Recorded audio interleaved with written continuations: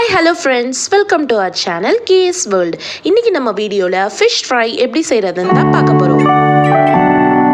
So வாங்க friends, நம்ம வீடியோக்குள்ளே போகலாம். இந்த ரெசிபி செய்கிறதுக்கு நம்ம 1 கிலோ நெய் மீன் வந்து எடுத்திருக்கோம். தேவையான பொருட்களை 1 by 1 பார்த்துடலாம்.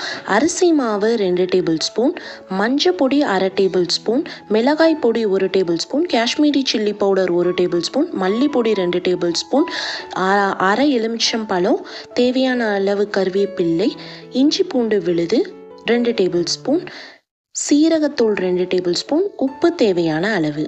நம்ம இதில் மிளகுத்தூள் கூட ஆட் பண்ணிக்கிடலாம். இந்த எல்லா பொருளையும் நல்லா மிக்ஸ் பண்ணி தண்ணி தெளித்து நல்லா லூஸாக பிசைஞ்சு எடுத்து வச்சுக்கிறோம். நம்ம ஒரு பேஸ்ட் கன்சிஸ்டன்சியில் இதை எடுத்து வச்சுக்கிறோம். நம்ம செஞ்சு வச்சுருக்க பேஸ்ட்டை நம்மளோட மீனோட நல்லா பெரட்டி எடுத்து வச்சுக்கோங்க.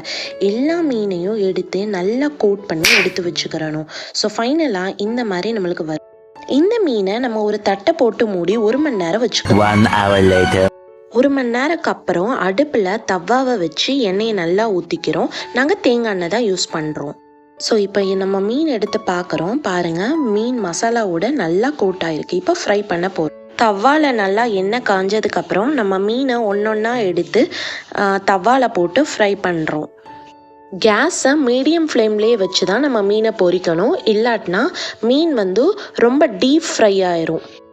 மீன் முன்னாடி நல்லா வெந்ததுக்கப்புறம் எல்லா மீனையும் நம்ம திருப்பி போடணும். அப்போ தான் எல்லா சைடும் ஈவனாக வந்து மீன் ஃப்ரை ஆகும். ஸோ ஃபைனலாக நம்மளுக்கு சுவையான டேஸ்டியான ஃபிஷ் ஃப்ரை ரெடி.